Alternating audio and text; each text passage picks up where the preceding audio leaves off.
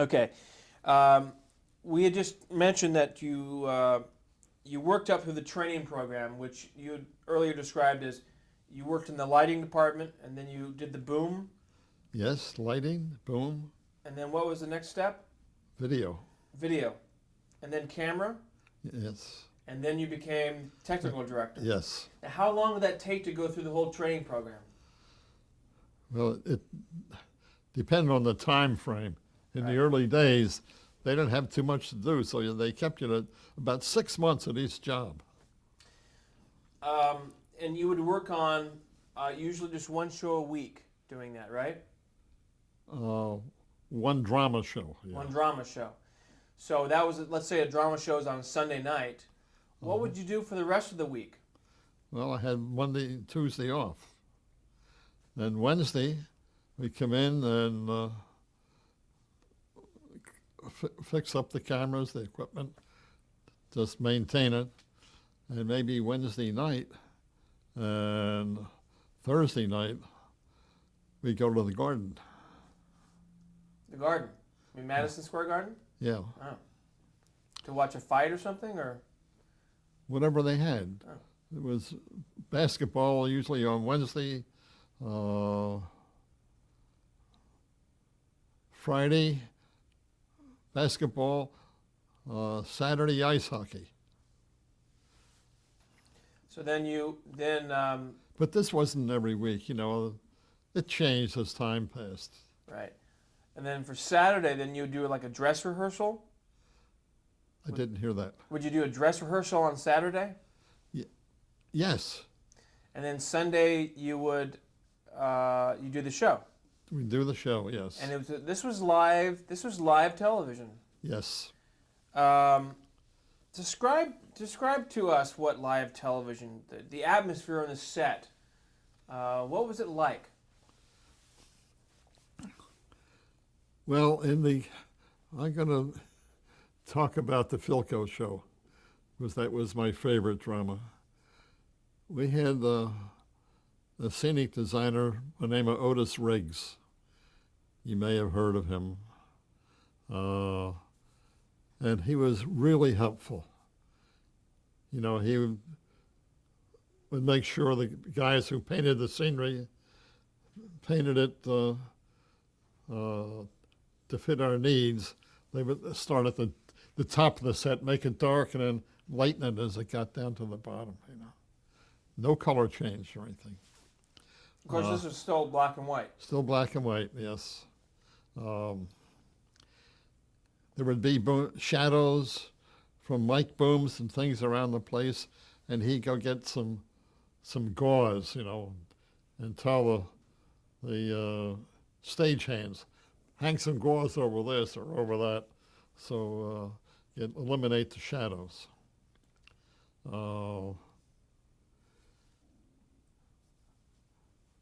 We had, I used to have my own lighting director, but shortly after that, the stage IA people moved in and took over all lighting, except for a lighting director.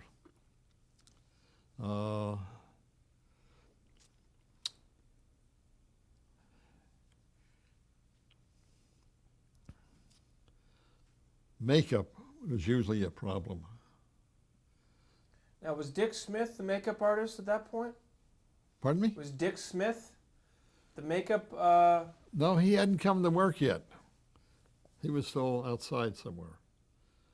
But Makeup was a problem because of why? because of flesh tones. Because of flesh tones, what? Well, they'd make them too white or whatever. So they would make it too white. It would be hard for the camera to read the details in the face. Yes. But So you had to. How did you overcome that?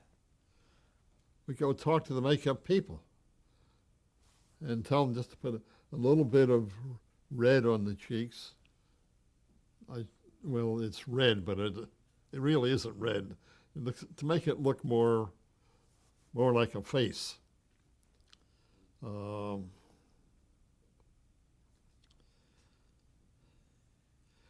we had a lot of problems with music.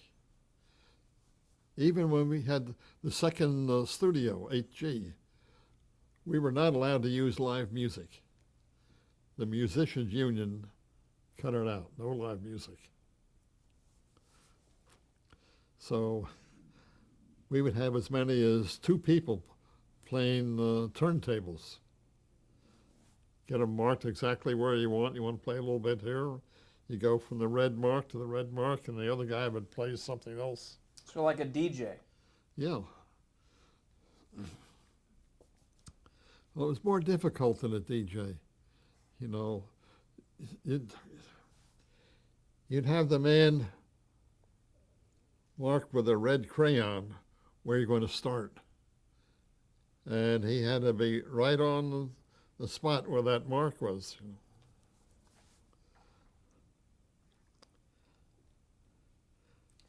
Then I had, when I was at TD, I had trouble with the video men, even with image orthicons. Now the video person would do what? What was their job? Their job was to control the tubes, the pickup tubes. There's many different voltages, centering and so on. They had to make sure they all matched. So let me just backtrack 1 second. When you would come in Wednesday to prepare for a Sunday show, you said you'd be working on the equipment. Did these cameras, did the equipment take a lot of maintenance? Yes. And what kind of maintenance was it? Well, mainly tubes. In those days, we didn't use miniature tubes. We used 1852s or 6AC7 tubes for the video amplifiers. Which were what? Those were the types of tubes and how big they were? Well, they were all the same size. They were octal tubes, about that big on the base. And the output of the video amplifier would be a big 6AG7.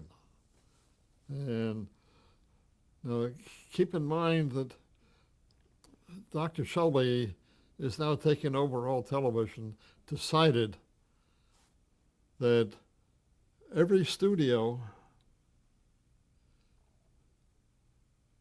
had to have the same length from master control as 8H. Now, what this means is that if you go to 3H, you got an image that starts here. If you go to 6B, the image starts over here. If you go to 8H, you're way up here. That's where the image starts. Now, I'm not sure if I understand. What do you mean where it starts? And the distance between the camera and the receiver? I'm not sure. And the master control room. Uh-huh. So we made every studio match the distance from master control to 8H, which was the furthest away. And that control room was on the 9th floor. Oh, so the control room was on a different floor than the studio. Oh, yes. Aha. Aha. I'm sorry. That's an important part. Okay. So during a show, the director would be on a different floor than where their cameramen and crew and actors and everyone was, right? Well, only in 8H, yes. 8H.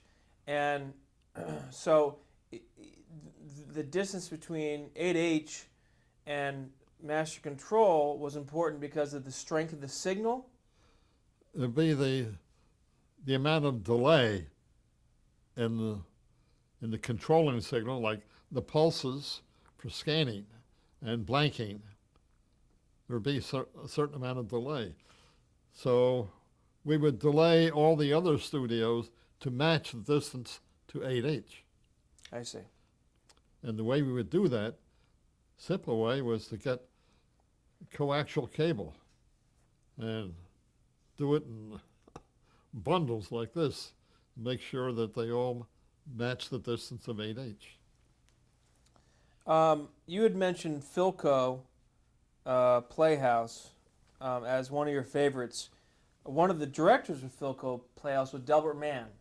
Yes. What was it like to work with him? How did I like to work with Del? Yeah, what was it Oh, like he to work was- with him? When was the last What time? was it like to work with Delbert Mann? Oh, it was great. His boss was Fred Coe. Fred Coe was the producer. And for some reason or other, I shouldn't even say this, I guess, but he used to think I was okay. And he wouldn't come in on Saturday, but he'd come in on Sunday during a rehearsal. And Was this Fred Coe? yeah. And he would say, stop the rehearsal. This is like a dress rehearsal. And he used to say to me, he says, Don, don't you let that goddamn director do this. You know how he's supposed to cut a shot. I don't tell any director what to do. It's up to him. He got rid of one guy because of that. And the second guy was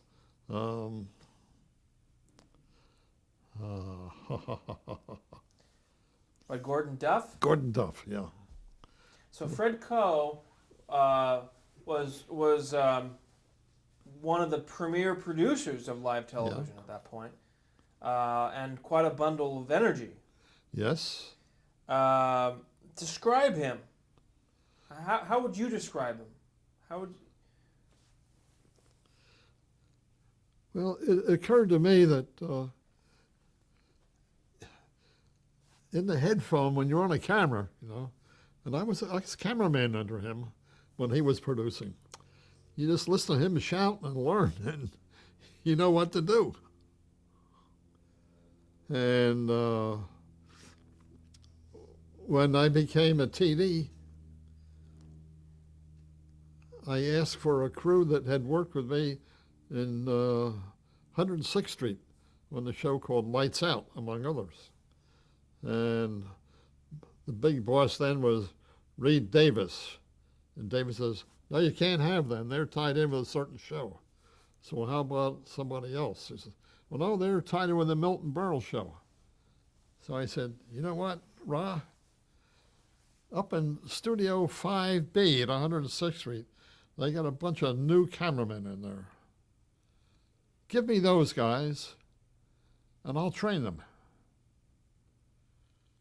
Well, it turns out that they were well-known guys. Now there was Tamburi, Ellikin, and Jack Coffey. So O. Tamburi Tamburi, and Ellikin, Larry Ellikin. He's a director now out in Hollywood. And Jack Coffey.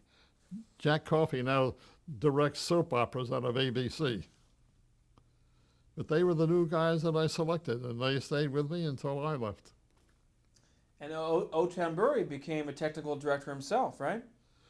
Yeah, they all became technical directors. They all did. Yeah. But at that point, they were cameramen. At that time, they were camera. Tammy was a camera one guy with a dolly, and the other two guys were on pedestals. Now, we were using the original cameras then that NBC built, and Coffey was really great. He knew how to pull back on his pedestal, pull it back and keep it in focus and pan. He was really great at that. And I asked for him when I became a TD in the color studio. So I don't want to leave Fred Coe. I just want to. What do you think Fred Coe's talents were as a producer? He knew how to select properties, the shows to do. He was really good at that. Plus the fact that he wouldn't stand for any monkey shines from anybody. And I admired the guy as a producer. Too bad he had to die. Well, 10 years ago, I guess he died. What do you think the Delbert Mann's talents were as a director? Very good. Uh, he knew how to, after a dress rehearsal, for example, he'd get down on the floor and get all the cast together. And I ever heard him.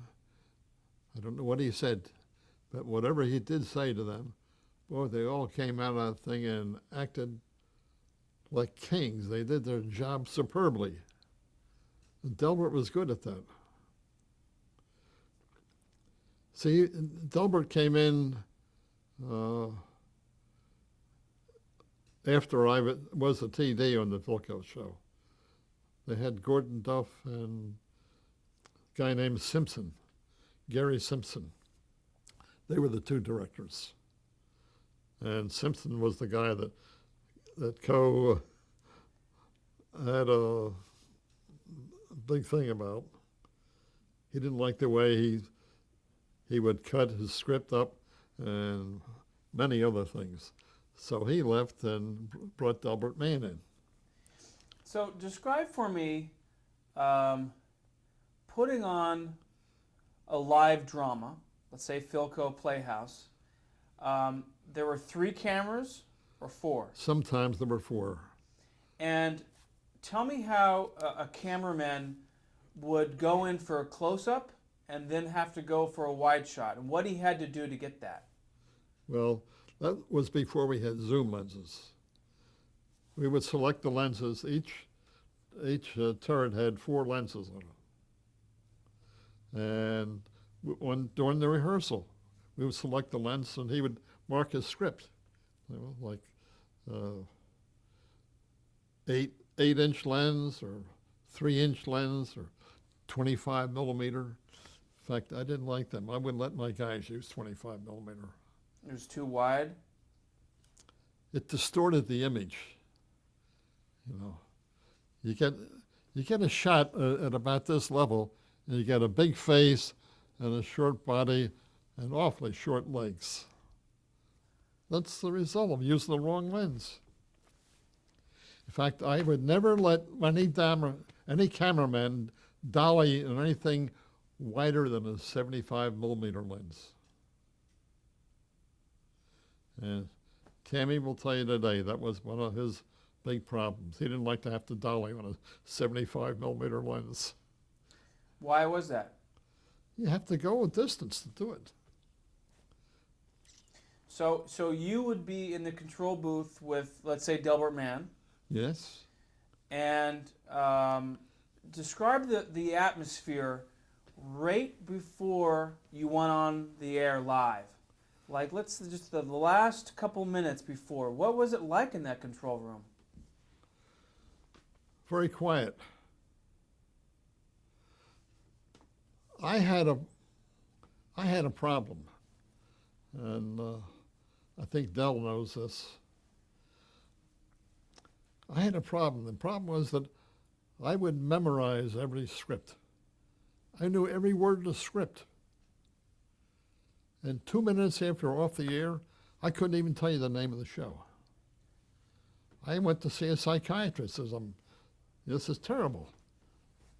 And this one woman psychiatrist says, you ought to thank God you have that ability.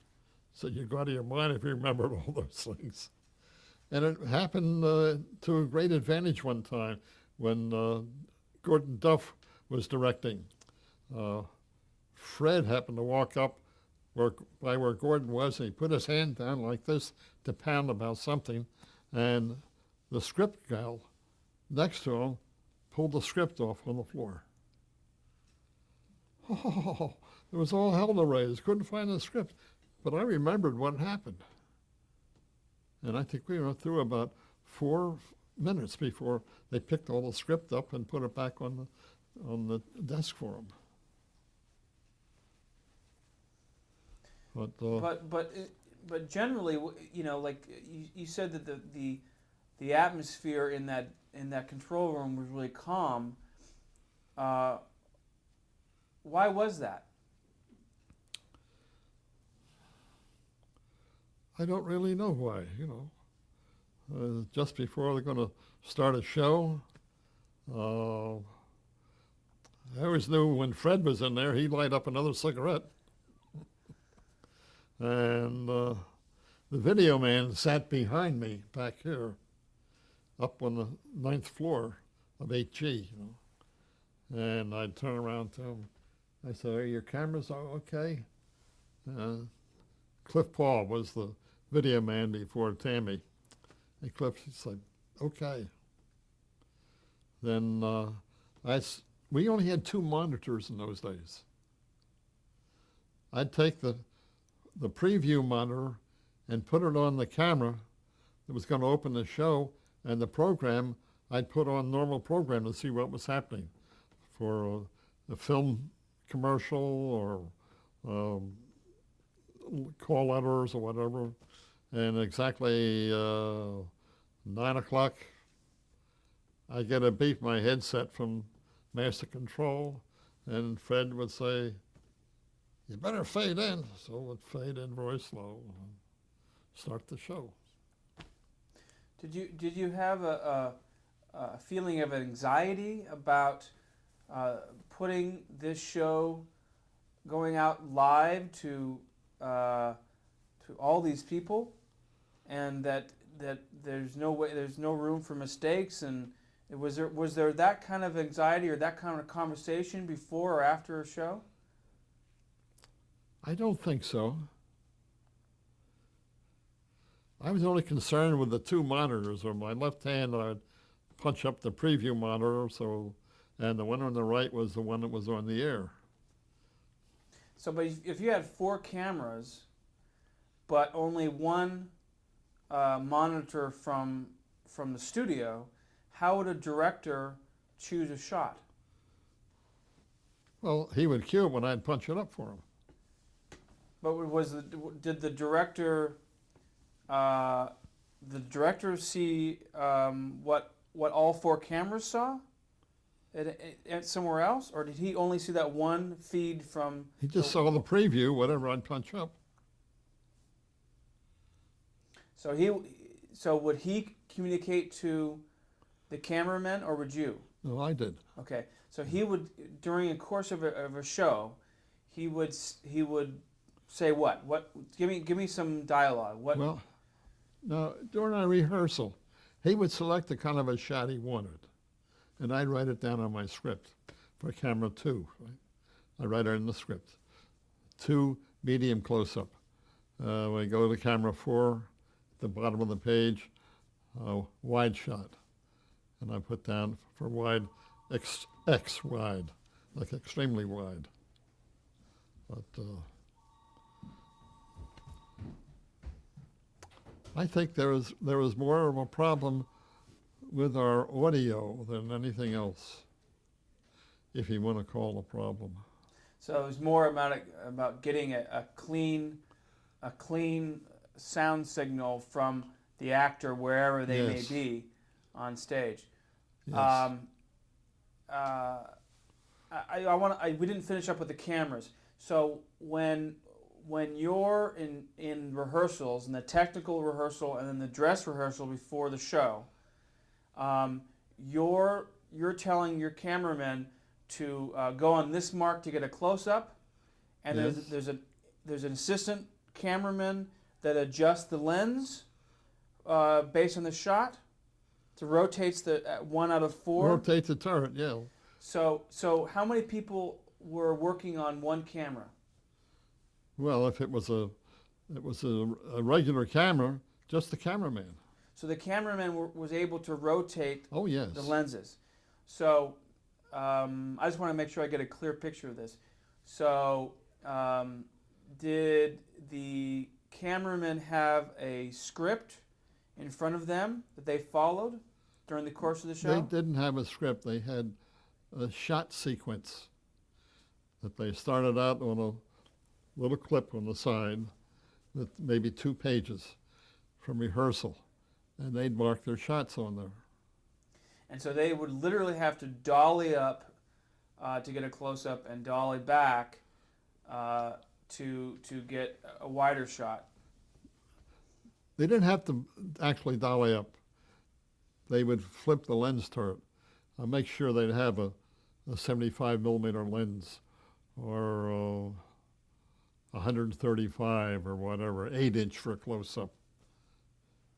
Do you ever remember anything happening during a live show that you had to scramble to fix it? An actor couldn't open a door, or forgot a line, or did anything come to mind? I remember the name of that show was called Martin Caine, Private Eye. Right? I had a guy coming in with a 45, and he pulled the trigger, and nothing happened. He says, "Bang, bang." Said it verbally, yeah. So now you know what I did then? I made a device, electronic shot generator, and became a standard piece of equipment in every studio. You're a master of all trades. Not really. Any other thing that comes to mind? Any other instances, stories that you can remember about live dramas or live shows that you had to scramble to fix? Yes. I used to do a live show in Studio 3B. It was right after I became a TD. And we had, there were two comedians. What the heck were their names now? Phil Silvers, and we alternate a week. And the other was Jackie Gleason. And the minute Jackie Gleason walked out on the stage, you could take your script and throw it away. Just wouldn't follow You it? never knew what he was going to do. But funny though, right? Yes. Good laugh. And we lost a lot of commercials too. And the commercials were done live too, correct? Yes. So they were another part of the stage or a different studio? Another studio. Another studio. So With them, that was over in Studio 3A. So you would be responsible for setting that all up too, Yes. and you would take a commercial break and then cut to a spokesperson that would represent whatever product, Yes. and that was all done live. Yes. I just Once want in a while they do a film commercial. But and then I just want to establish just for the record here that you worked on a show called Lights Out. yes. Tell me about that real quickly. What kind of show was it, and what? Well, it was a drama, and I can't remember the name of the man who opened it, but he later became an announcer for the Pericomo show. But he used to do a thing called Lights Out, and there, a light man would be down below him with a light coming up just covering this much. And that was a drama. Yeah. And at what position did you? What were you doing on that show? I was a TD. You were TD, and this was all NBC. Oh, yeah. I never worked anywhere else except the government. Let's take a break there and switch tapes.